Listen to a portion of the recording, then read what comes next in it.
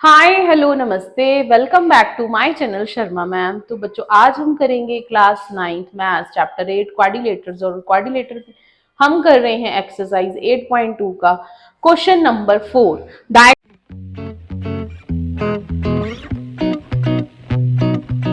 हमें दिया हुआ है स्टेटमेंट के साथ ही हमें गिवन है ABCD is a trapezium in which AB is parallel to CD and BD is a diagonal and E is the midpoint of AD. A line through E has drawn which is parallel to AB. ये जो line है ये इसके parallel है AB के and intersecting BC at F. तो हमने prove करना है कि F is the midpoint of BC. तो सबसे पहले बेटा हम क्या करेंगे, गिवन लिख लेते हैं। Given ABCD is a trapezium where AB is parallel to DC and E is the midpoint. तो बेटा हमने एक कन्वर्स किया था ऑफ मिड पॉइंट थ्योरम। वो क्या कहता था कन्वर्स, कि अगर किसी ट्राइंगल में कोई मिड पॉइंट गिवन है आपको, ठीक है, और वहां से कोई लाइन ड्रॉ कर देते हैं हम, और अगर ये लाइन जो है पैरेलल गिवन है आपको और एक मिड पॉइंट गिवन है, तो जो वो लाइन ड्रॉ कर रहे हैं वो तीसरी लाइन को बाइसेक्ट करेगी into two equal parts. Means F भी उस केस में मिड पॉइंट रहेगा। तो यहां मैंने जी पॉइंट मार्क कर लिया है, ये बुक में नहीं है।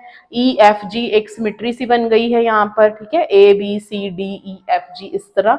तो बेटा पहले हम लेंगे ए डी बी ट्राइंगल। तो हमने प्रूफ क्या करना है यहाँ पर, to proof F is the mid point of B C. तो प्रूफ में हम सबसे पहले ये वाली ट्राइंगल लेंगे ए डी बी।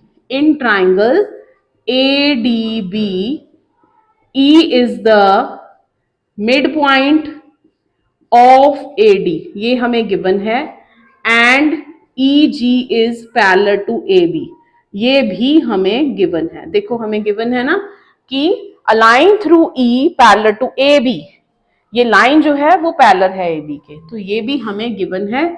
तो यहां से अब हम रिजल्ट अपना लिख देंगे बाय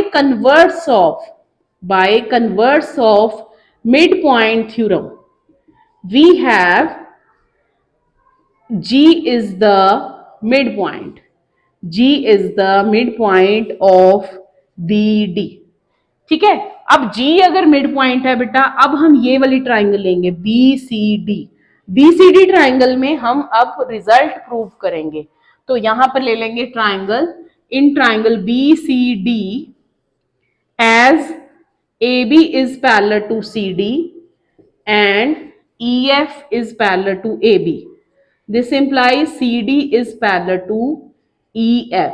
ठीक है, ये लाइन इसके पैरेलल है और ये CD लाइन AB के पैरेलल है, तो ये आपस में तीनों लाइनें पैरेलल होंगी।